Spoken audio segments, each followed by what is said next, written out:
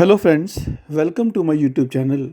दोस्तों, यूके से एक अपडेट आ रहा है रिगार्डिंग इमिग्रेशन।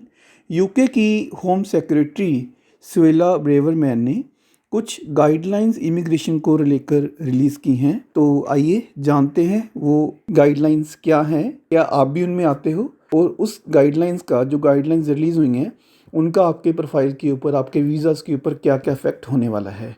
तो चलिए चलते हैं, लेकिन उससे पहले अगर आपने मेरा चैनल सब्सक्राइब नहीं किया तो उसका सब्सक्राइब कर लो और अपना बेल बटन आइकन उसको ऑन कर लो। तो चलिए दोस्तों, वीडियो शुरू करते हैं। दोस्तों, यूके होम सेक्रेटरी का जो मोटिव है वो इमिग्रेशन को रिड्यूस करना है, उसको बिल्कुल ख़त्म करना नहीं है।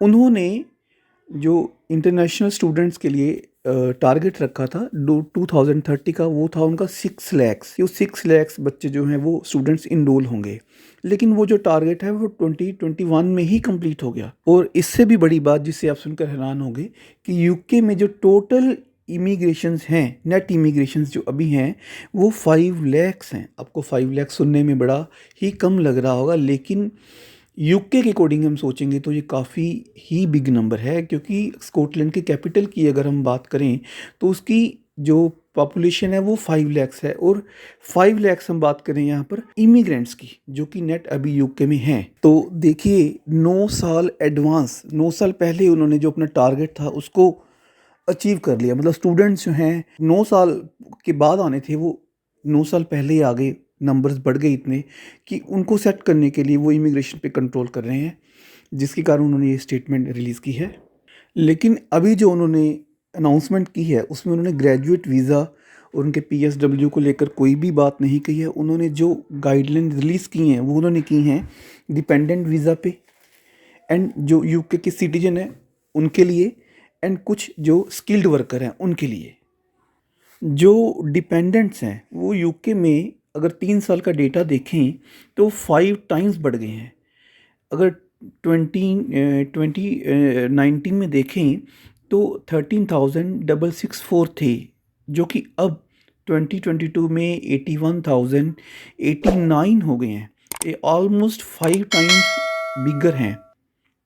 तो अब लोगों को तो यूके गवर्नमेंट ने जो इमिग्रेंट्स हैं उनको तो कम करना ही है, लेकिन अपनी गवर्नमेंट को फाइनेंशियल लॉस भी नहीं देना, उसको अफेक्ट भी नहीं करना। तो जब भी वो इंटरनेशनल स्टूडेंट्स को बात करते हैं कि हमने इसको कम करना है, तो जो यूनिवर्सिटीज़ हैं जो यूके की, ऑलमोस्ट 140 यूनिवर्सिटीज़ हैं जिनका एक ग्रुप है, और वो सब बोलते हैं कि आप ये कर रहे हो तो हमारी जो 40% इनकम है यूनिवर्सिटीज़ की वो स्टूडेंट्स के बेसिस पे ही हो रही है, तो जिससे गवर्नमेंट का भी काफ़ी ज़्यादा नुकसान है। जो यूके गवर्नमेंट है वो इमिग्रेशन तो रिड्यूस करना चाह रही है, लेकिन जो अपना सोर्स ऑफ इनकम है जो कि उनको इमिग्रेंट से आ रहा है, जो स्टूडेंट्स हैं, इंटरनेशनल स्टूडेंट्स स्पेशली जो इंडिया से जा रहे हैं, वो बहुत बड़ा है, उसको वो नहीं कम करना चाहते। फर्स्टली, अगर आप इंटरनेशनल स्टूडेंट्स हो या आप किसी वर्क परमिट पे हो तो आप अपने डिपेंडेंट स्पाउस को बुलाना चाहते हो, तो जो आपका जो इनकम लेवल क्राइटेरिया है वो भी इंक्रीज़ होगा, ताकि इससे जो है वो डिपेंडेंट वीज़ा है जो वो थोड़ा कम हो सके। सेकेंडली, जो ब्रिटिश सिटीजन्स हैं, अगर वो अपनी फैमिली को, अपने बच्चे को किसी दूसरी कंट्री से, सपोज़ आपकी शादी इंडिया में होगी तो अब इंडिया से अपनी वाइफ या अपने बच्चे को बुलाना है, तो उसके लिए जो उन्होंने इनकम थ्रेशोल्ड है वो भी बढ़ा दिया है, ताकि उससे इमिग्रेशन में नंबर कम हो सकें। एंड जो लोग स्किल्ड इमिग्रेशन वीज़ा पे आते हैं उनकी भी सैलरी जो है वो बढ़ाने की बात हो रही है, जिससे उनकी थोड़ा रिक्वायरमेंट जो है वहाँ पर जो वो वीज़ा लिखने में दिक्कत होगी, उनकी रिक्वायरमेंट कम होगी। स्किल्ड ऑक्यूपेशन लिस्ट है वो यूके की एक शॉर्टेज ऑक्यूपेशन लिस्ट में आती है।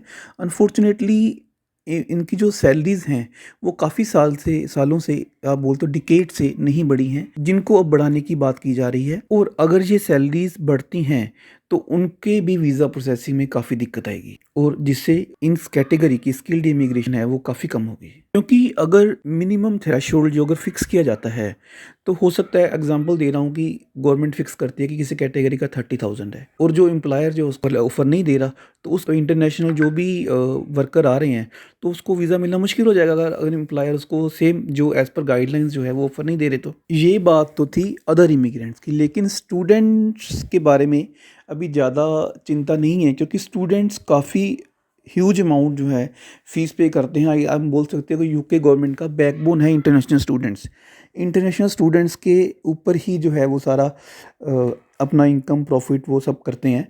तो इसलिए स्टूडेंट्स को ज़्यादा वरी करने की ज़रूरत नहीं है। अगर आप इसकी ज़्यादा जानकारी लेना चाहते हो या आपकी कोई रिक्वायरमेंट्स है तो आप हमें कॉन्टैक्ट कर सकते हो। Thank you, goodbye, good day.